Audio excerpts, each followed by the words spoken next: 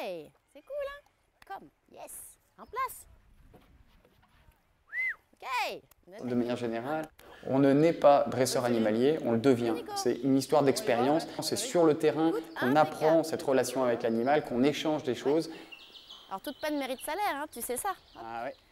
Très bien, Loulou. Bonjour. C'est un milieu extrêmement vaste. On peut partir du milieu du spectacle, le dressage qui peut se faire dans les cirques, en passant par le cinéma.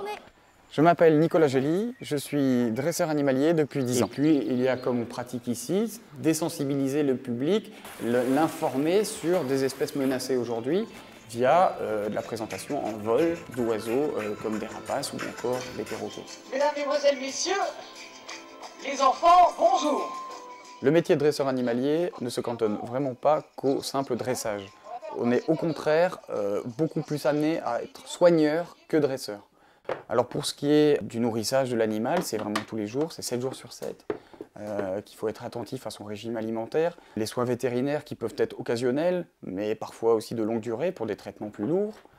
Et puis le nettoyage, l'entretien quotidien, comme son nom l'indique, c'est être tous les jours derrière, dans les locaux de l'animal, à nettoyer, à passer le jet, à désinfecter tout son milieu de vie, de façon à ce qu'il soit dans les meilleures conditions possibles. Je lui ai donné un pépé sans tête.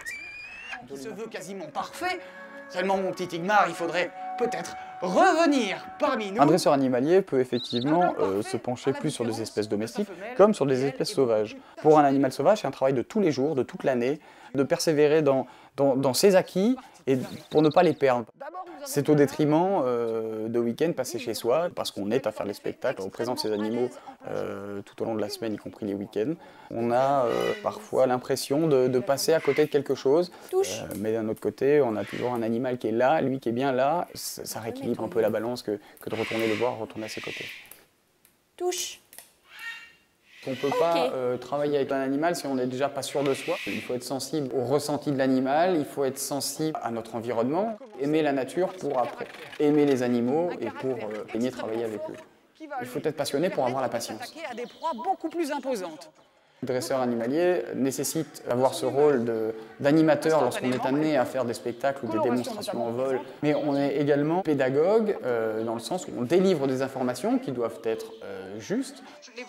Et puis, il faut veiller en même temps à la sécurité. Faire évoluer une otarie, un ours devant du public nécessite des consignes strictes et il faut être extrêmement attentif aux moindres faits et gestes de son animal comme des réactions du public. 2,60 m d'envergure, un poids de l'ordre de 8 à 10 kg.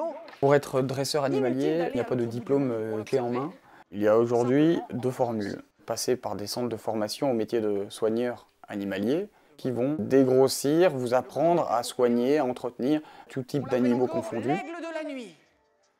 Et puis, il y a encore une autre possibilité, une personne extra motivée, super passionnée par ce milieu-là, on va lui donner une chance. C'est pas forcément sorti d'école qu'on devient dresseur animalier, d'autant que les places sont extrêmement chères du fait qu'elles sont très peu nombreuses.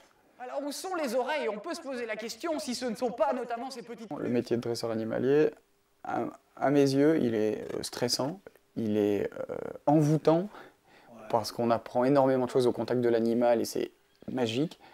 Humble, parce qu'on travaille à hauteur de l'animal, on doit rester à son niveau. Et puis, il est enrichissant au possible.